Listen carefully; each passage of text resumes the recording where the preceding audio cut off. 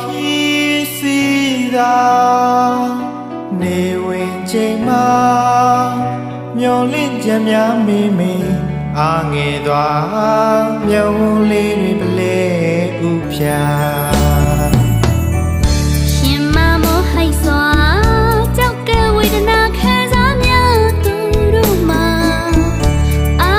ကိုရမြတ်တာအိမ်လေးရှိနေတာရှင်တန်ချင်းကယူနာသူတို့တွေ့